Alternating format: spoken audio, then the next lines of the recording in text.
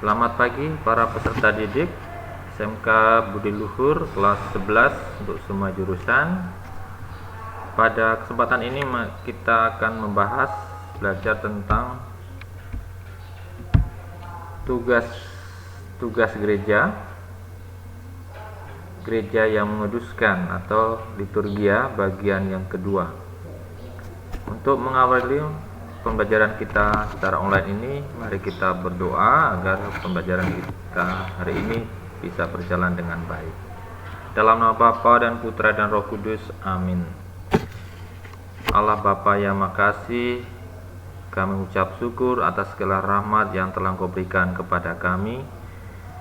Pada kesempatan ini kami akan memulai pembelajaran secara daring. Kiranya Engkau menyertai proses pembelajaran ini dengan rahmat dan kasih-Mu, sehingga pembelajaran ini dapat berjalan dengan baik. Semua ini kami mohon kepadamu dengan perantaraan Kristus Tuhan kami, amin. Baik para peserta didik dimanapun kalian saat ini berada, pada hari ini kita akan membahas tentang perayaan sakramen atau sakramen-sakramen. Setelah minggu lalu kita sudah belajar tentang doa, kita hari ini membahas tentang sakramen. Apa itu sakramen? Sakramen sendiri berasal dari kata mysterion, dari bahasa Yunani, yang dijabarkan dengan kata mysterium atau sacramentum, itu dalam bahasa Latin.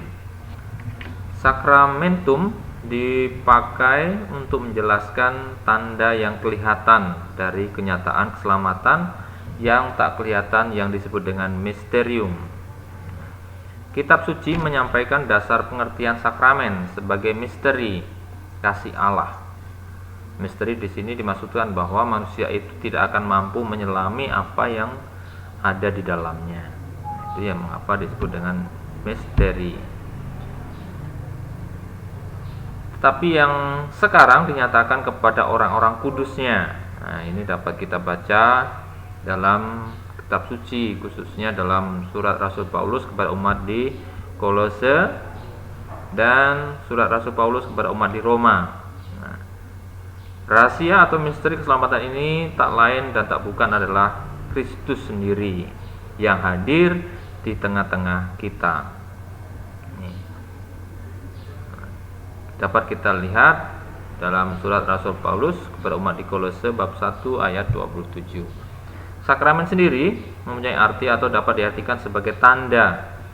Nah, tanda atau rahmat keselamatan dari Allah yang menghadirkan rahmat bagi manusia.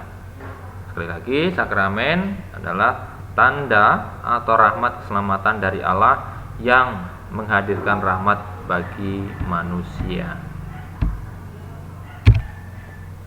Yesus Kristus adalah sakramen dasar karena seluruh hidup Yesus Kristus menghadirkan Allah kepada manusia. Rahmat dan kasih Allah menjadi nyata dalam diri Yesus Kristus. Nah, sakramen biasanya diungkapkan dengan kata-kata dan tindakan, atau yang disebut dengan forma dan materia. Rahmat dalam sakramen itu hanya akan menjadi efektif jika penerima sakramen memiliki iman, hanya memiliki iman dan keadaan batin yang siap dalam pelaksanaannya. Maka sakramen dalam gereja Katolik mengandung dua unsur. Unsur yang pertama adalah forma. Apa itu forma? Yaitu kata-kata yang menjelaskan peristiwa sakramen itu, peristiwa ilahi itu.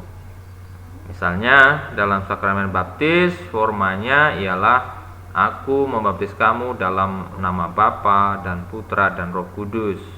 Kemudian unsur yang kedua adalah materia atau materi, artinya barang atau tindakan yang tertentu yang kelihatan. Misalnya kalau dalam sakramen baptis, materi yang dipakai adalah air. Nah, itu.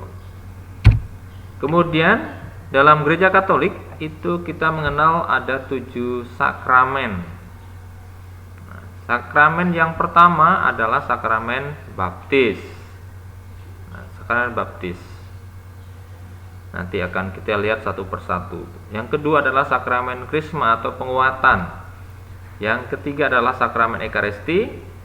Yang keempat sakramen tobat. Yang kelima sakramen perkawinan. Yang keenam sakramen imamat dan sakramen perminyakan. Ini ada lambangnya. Ini sakramen baptis, kemudian sakramen krisma, sakramen ekaristi, ini stola, ini melambangkan sakramen imamat. Ini ada cincin melambangkan sakramen perkawinan, dan salib adalah sakramen tobat. Kemudian ini ada air atau minyak zaitun, ini melambangkan sakramen perminyakan. Nah, berikutnya kita masuk sakramen yang pertama, sakramen baptis. Adalah sakramen yang pertama. Nah, sakramen yang pertama dan utama yang diterima oleh seseorang yang hendak menjadi anggota gereja Katolik. Nah, inisiasi adalah penerimaan seseorang masuk ke dalam atau menjadi anggota kelompok tertentu. Nah, sakramen baptis ini adalah salah satu sakramen inisiasi. Kita mengenal ada 3 sakramen yang masuk ke dalam sakramen inisiasi. Yang pertama adalah sakramen baptis, yang kedua ekaristi, dan yang ketiga adalah sakramen krisma.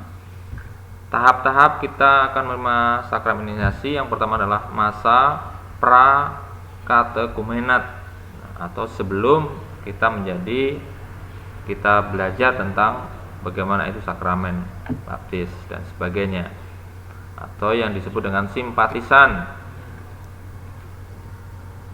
Kemudian yang kedua adalah masa katekumen menjadi calon baptis. Ini calon penerima sakramen baptis akan menerima pengajaran, pembinaan agar dia siap menerima sakramen. Jadi dibina perkembangan imannya oleh pembina tokoh umat, tokoh awam, guru agama, katekis dan sebagainya. Kemudian masa yang ketiga adalah masa calon baptis menjadi baptisan baru, proses pembaptisan. Nah, setelah kita dibaptis, kita akan menerima rahmat atau buah-buah dari sakramen baptis itu. Apa saja? Yaitu yang pertama mendapat pengampunan dari segala dosa, baik itu dosa asal maupun dosa yang kita buat sebelum kita menerima sakramen baptis. Yang kedua adalah menjadi ciptaan baru yang dilantik dan menjadi anak manusia. Yang ketiga, memperoleh rahmat pengudusan yang membuatnya semakin sanggup percaya kepada Allah, berharap kepadanya, dan mencintai Tuhan tentunya. Yang keempat, membuatnya hidup di bawah bimbingan dan dorongan Roh Kudus, dan membuatnya sanggup bertumbuh dalam kebaikan. Yang kelima, digabungkan menjadi anggota gereja sebagai bagian dari tubuh mistik Kristus. Yang keenam, dimeteraikan secara kekal dalam sebuah materi rohani yang tak terputuskan menjadi bagian dari tubuh Kristus. Itu sakramen yang pertama. Sakramen yang kedua adalah sakramen ekaristi atau perjamuan syukur.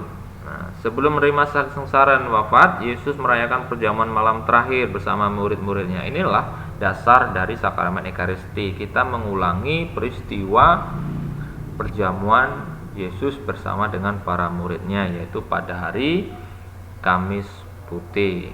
Perjamuan malam terakhir adalah asal dari ekaristi.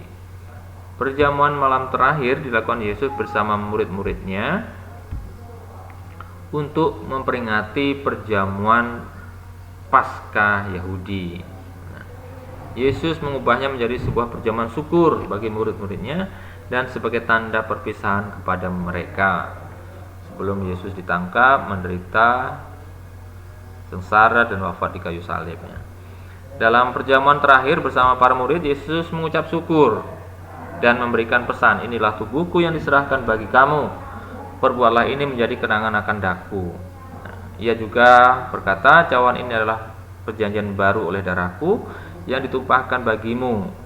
Ia juga memberikan perintah untuk melakukan itu sebagai kenangan akan dirinya. Nah, ini adalah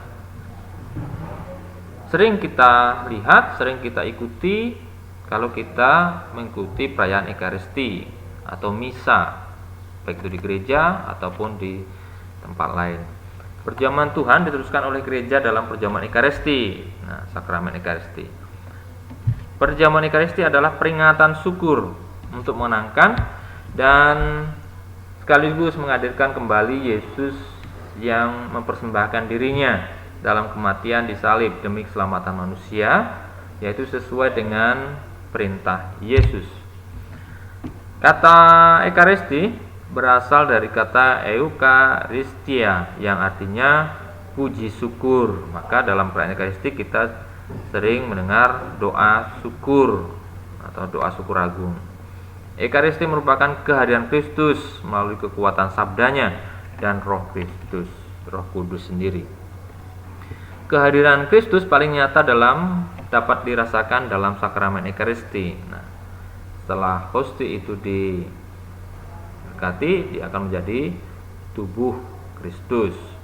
Bagian terpenting dalam sakramen Ekaristi adalah doa syukur agung. Perlu diingat sekali lagi, bagian terpenting dalam sakramen Ekaristi adalah doa syukur agung.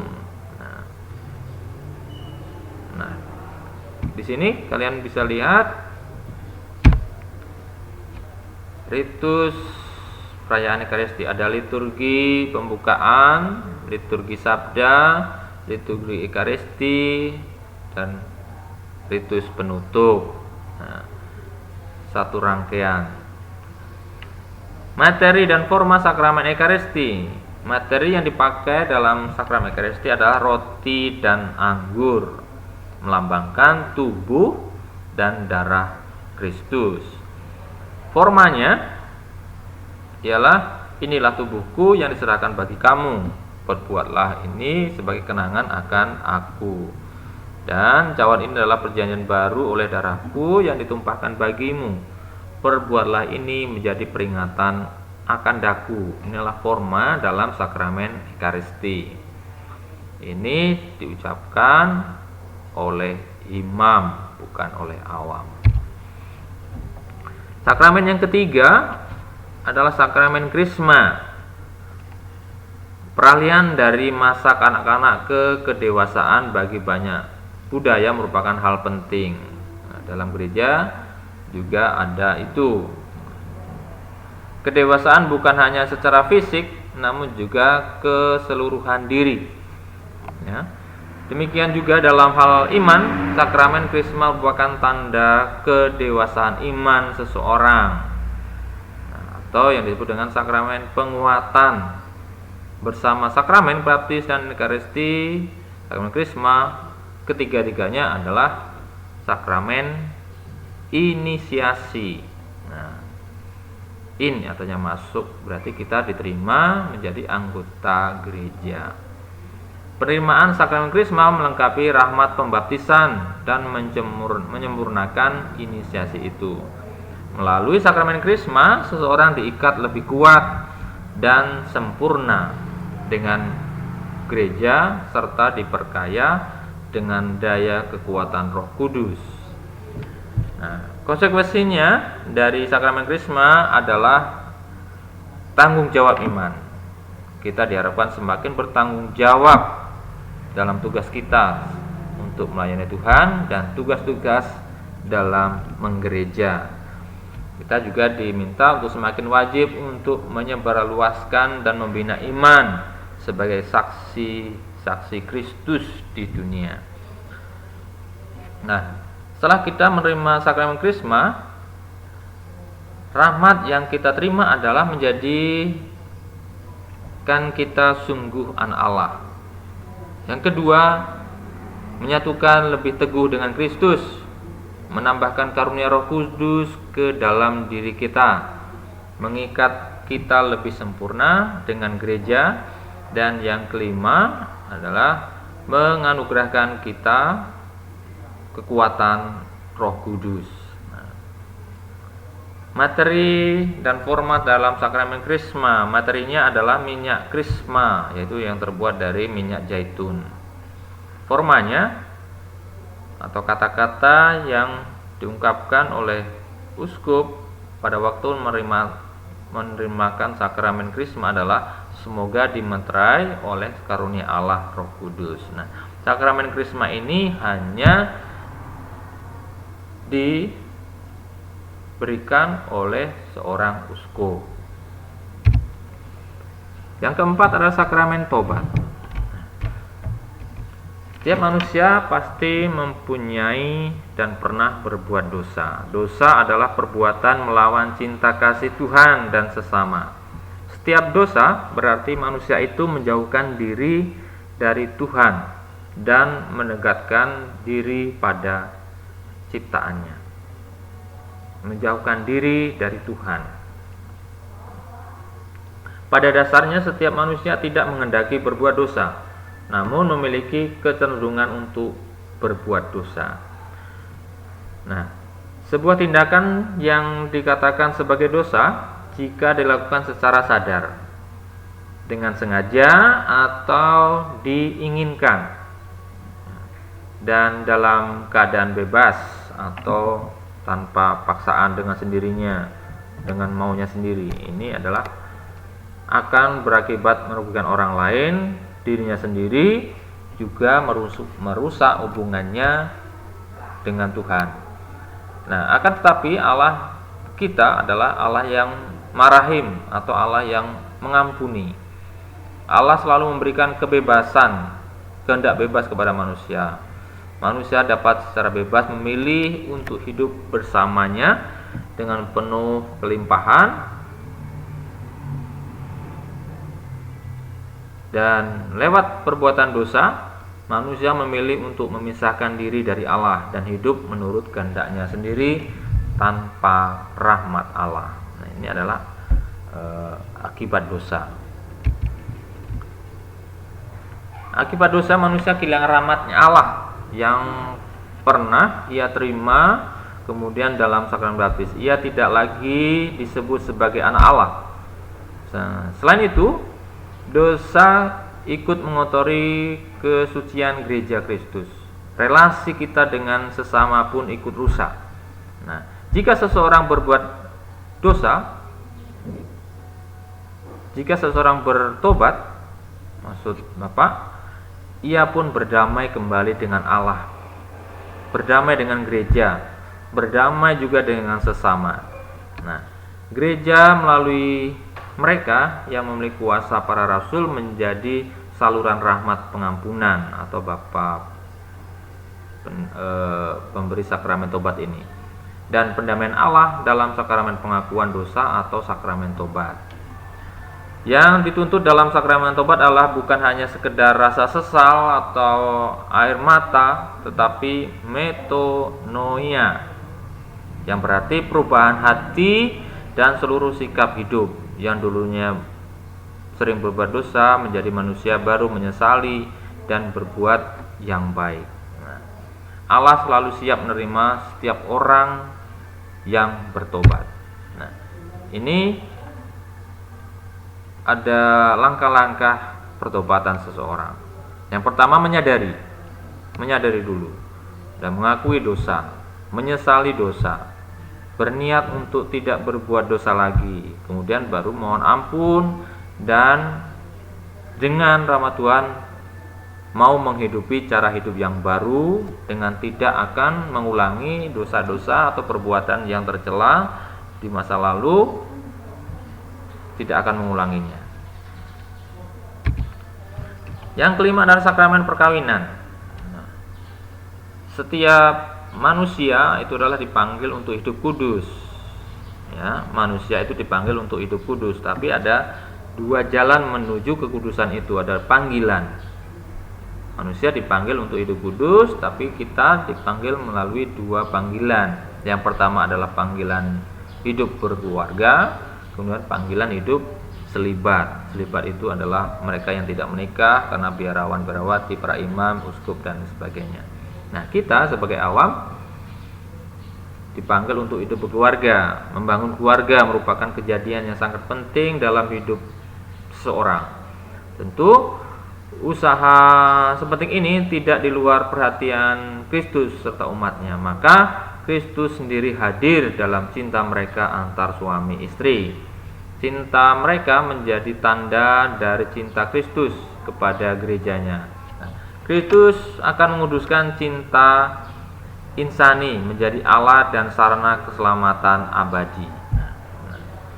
Lewat janji perkawinan, mereka akan mengungkapkan janji untuk hidup dalam bahagia, dalam susah, baik dalam duka maupun dalam suka, selama hayat dikandung badan.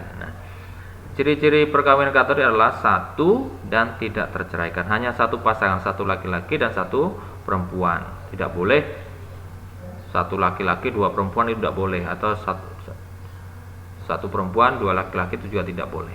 Hanya satu laki-laki dan satu perempuan, dan tidak terceraikan.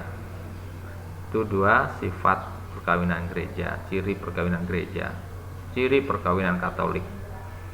Tidak terceraikan apapun alasannya. Yang keenam adalah sakramen imamat.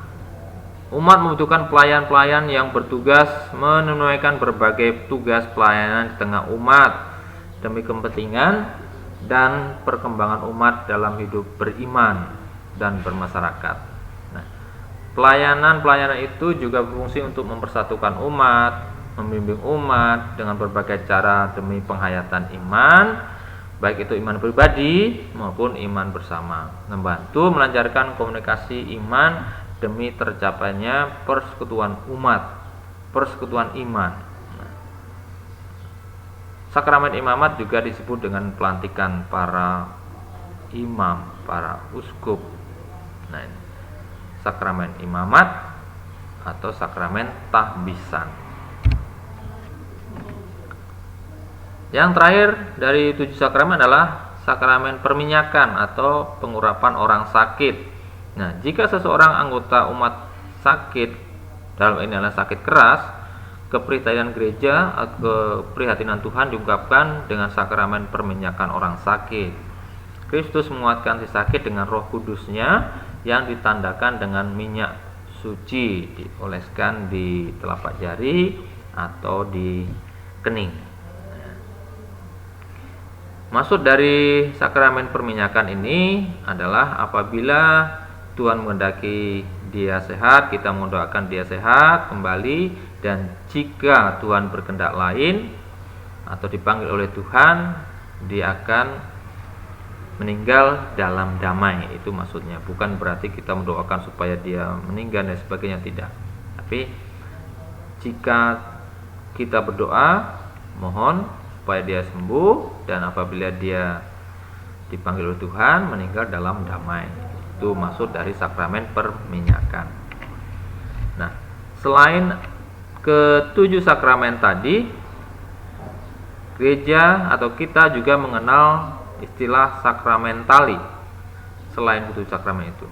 Gereja juga mengadakan tanda-tanda suci berupa ibadat atau upacara atau pemberkatan yang mirip dengan sakramen-sakramen yang disebut dengan sakramentali.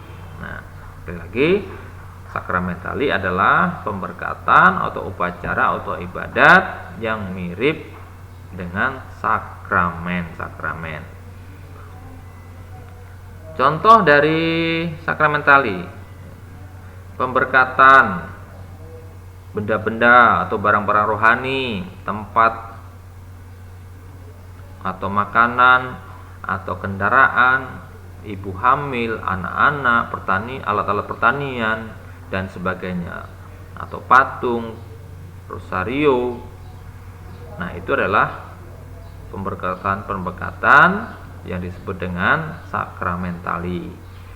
ada pemberkatan-pemberkatan yang tidak harus oleh imam tapi juga boleh dilakukan oleh awam. Contohnya pemberkatan rumah atau alat transportasi dan sebagainya. Pemberkatan dalam arti tabisan rendah, yakni pentabisan orang dan benda. Contohnya kalau orang itu lektor, akolit, katekis. Nah, kalau benda itu adalah pemberkatan gereja atau kapel, altar, minyak suci, lonceng dan sebagainya. Itu adalah pemberkatan dalam arti tahbisan rendah. Dan yang berikutnya, yang terakhir adalah kita mengenal istilah devosi. Devosi dalam bahasa Latin itu disebut dengan devotio atau penghormatan. Adalah bentuk-bentuk penghormatan atau kebaktian khusus orang atau umat beriman kepada rahasia kehidupan Yesus yang tertentu. Misalnya kesengsaraan Yesus, hatinya yang Maha Kudus, sakramen Maha Kudus atau dan sebagainya. Kita mengenal ada litani, ada doa rosario, ada doa jalan salib. Itu adalah contoh-contoh devosi. Nah, khusus untuk Bunda Maria, kita mengenal istilah rosario atau novena. Nah, bulan Maria kita peringati setiap bulan Mei, sedangkan Oktober itu adalah untuk memperingati bulan rosario. Nah, itu para peserta didik beberapa hal tentang tugas-tugas gereja, khususnya liturgia bagian kedua tentang sakramen. Baik, Bapak akhiri pembelajaran hari ini. Mari kita tutup dengan doa. Dalam nama Bapa dan Putra dan Roh Kudus. Amin. Kemuliaan kepada Bapa, Putra dan Roh Kudus, seperti pada permulaan, sekarang, selalu dan sepanjang segala masa. Amin. Dalam nama Bapa dan Putra dan Roh Kudus. Amin.